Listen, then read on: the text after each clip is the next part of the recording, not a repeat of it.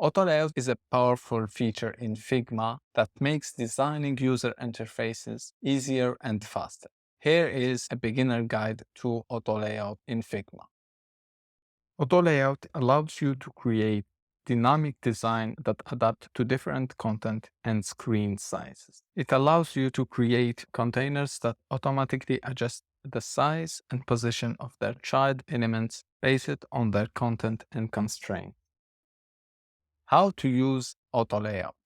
In this part, I'm going to show you how to use auto layout by creating a UI card and applying auto layout to it. So let's create a new design file and pick the frame tool and click and drag to draw a rectangular frame. Then let's go to the right hand sidebar in auto layout section and hit the plus button. And next, let's make sure it is a vertical layout. Now let's go and pick the shape tool and we're gonna start by creating some content inside our frame. And let's click and draw also a rectangular shape. And as you can see, my auto layout frame will fit exactly the size of its content and keep some padding inside.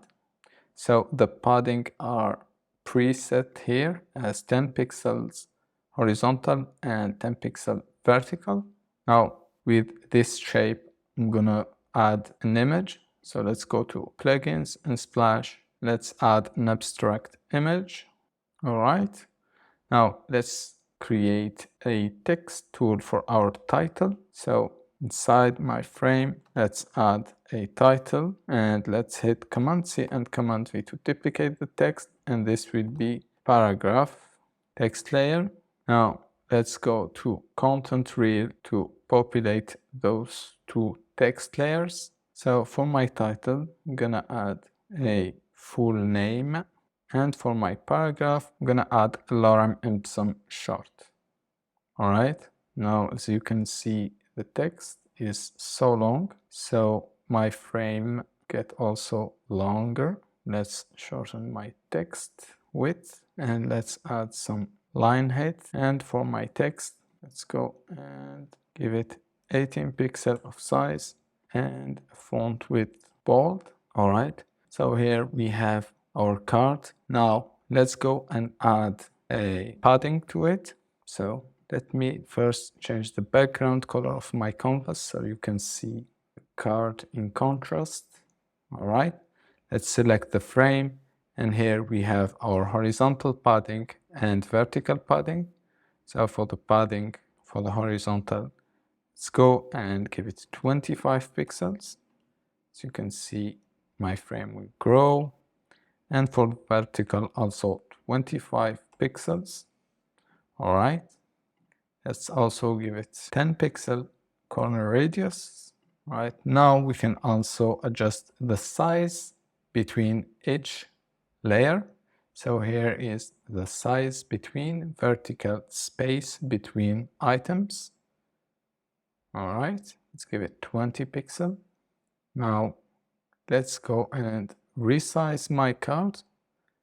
As you can see, my container frame change size, but my content will remain fixed width. So let's go and change the configuration. This is the sizing option of my auto layout. So let's pick the image frame and let's go here in fixed and let's check field container.